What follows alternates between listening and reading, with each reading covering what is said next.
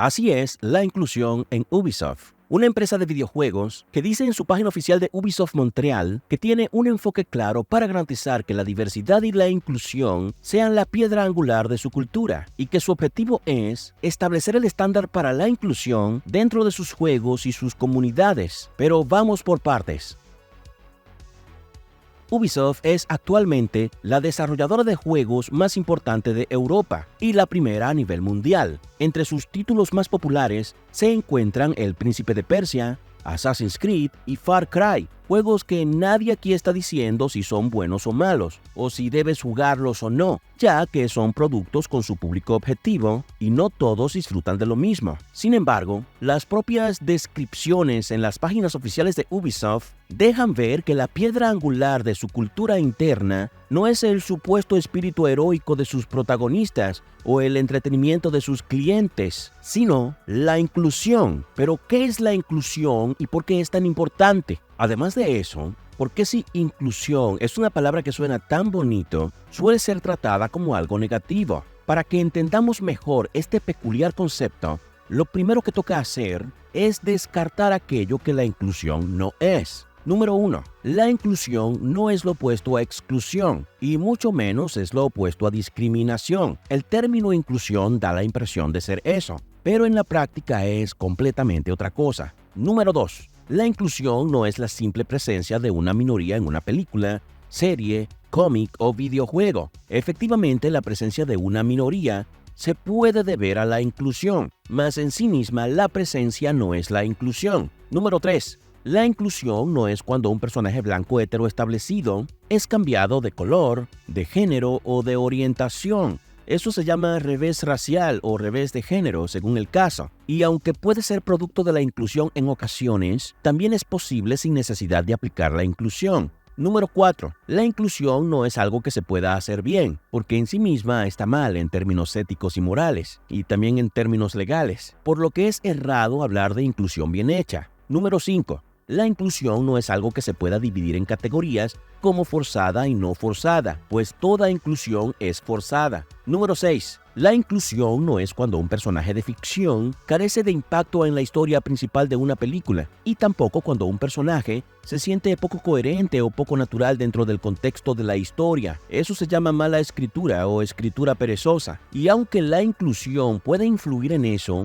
en sí mismo eso no es la inclusión. Número 7. La inclusión no es cuando a alguien le parece que es inclusión debido a la forma en que se dieron las cosas para un personaje en la ficción. Ese quizás sea un tema de gustos personales. Número 8. La inclusión no es, en este contexto, una palabra cuyo significado podamos elegir a gusto personal, ya que, aunque no estemos de acuerdo con esta práctica y de algún modo nos gusta la palabra inclusión porque suena bonita, lamentablemente todavía no podemos hablar de este tema si no es con la definición y descripción que los ideólogos woke le han dado. La palabra correcta es discriminación, pero usamos inclusión porque es la palabra oficial en el tema. Y estoy consciente que en otros contextos se llama inclusión a la inserción forzada de cosas, como la publicidad de un producto en la pantalla o de un mensaje social. Pero eso es más bien emplazamiento de marca o product placement. Eso es lo que se ha usado la misma lógica del personaje que bebe Pepsi en cada toma,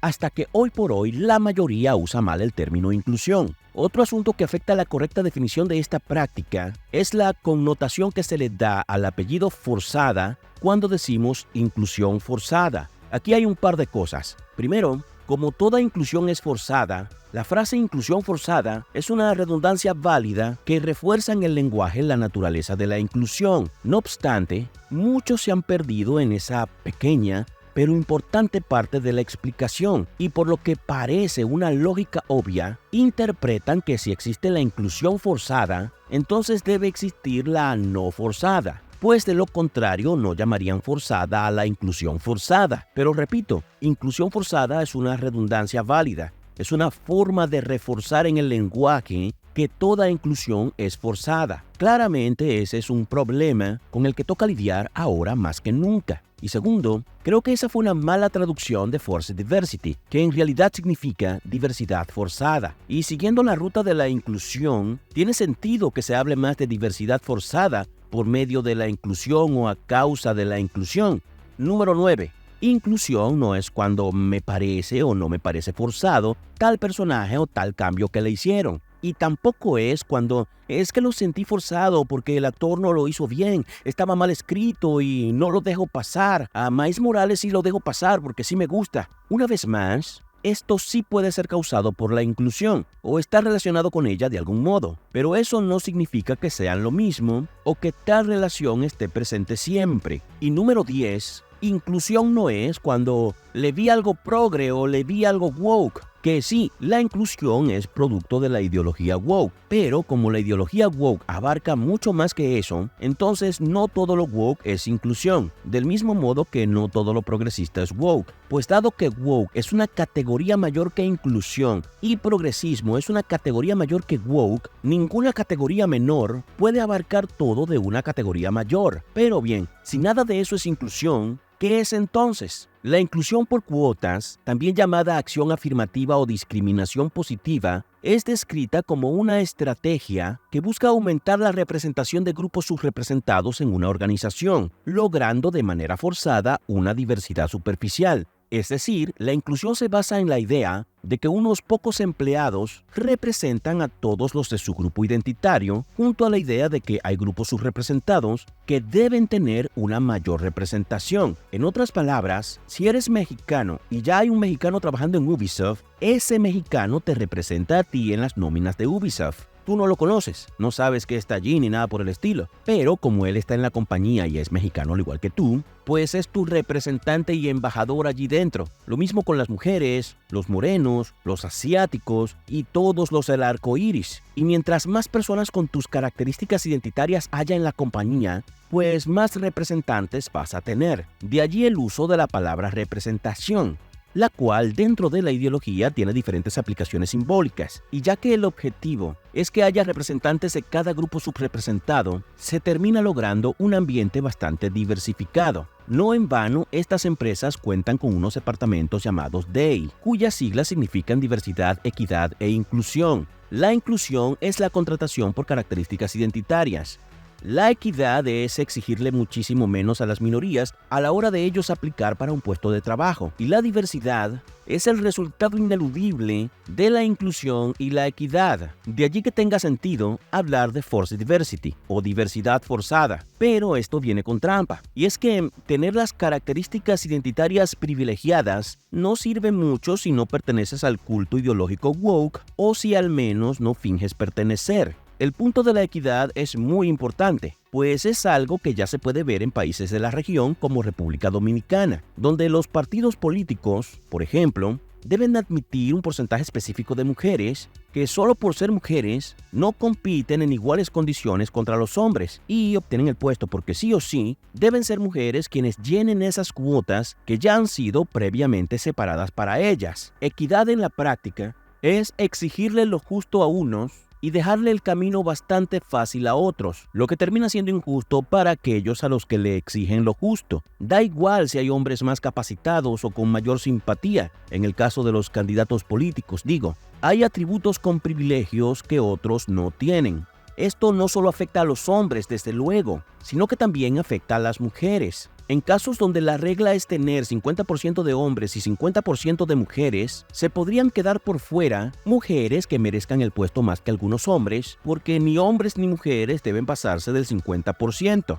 Pero sin importar los porcentajes asignados, estas prácticas siempre son injustas. Y es que la palabra inclusión suena como si estuvieran dando a todos las mismas oportunidades de acceso. Pero no, es injustamente todo lo contrario. No todos tienen las mismas oportunidades ni las mismas exigencias. En líneas generales, mientras más hombre, más blancos y más héteros, más difícil será el camino, lo que a su vez es una suerte de halago para ellos, pues si les exigen más, es porque de algún modo creen que tienen la capacidad de dar más. El wokeísmo y la inclusión es con descendencia blanca, así que de por sí siempre ha estado ese componente racista. Ahora sí, veamos con más detalle cómo funciona la inclusión en Ubisoft y así entender mejor este fenómeno desde adentro. Ubisoft dice haberse comprometido con la inclusión, la diversidad y la equidad. Según Rashi Shika, quien fue directora de Inclusión y Diversidad en Uber y ahora es vicepresidente de Diversidad en Ubisoft a nivel global, su gran ambición es lograr aplicar la inclusión en cada área de trabajo de la compañía, en cada lugar del mundo. Ella explica que están estableciendo estándares de inclusión en todas partes y que están colaborando con organizaciones líderes para aprender más sobre la inclusión. Con organizaciones líderes, imagino que se refiere a consultoras como Sweet Baby Inc. y similares.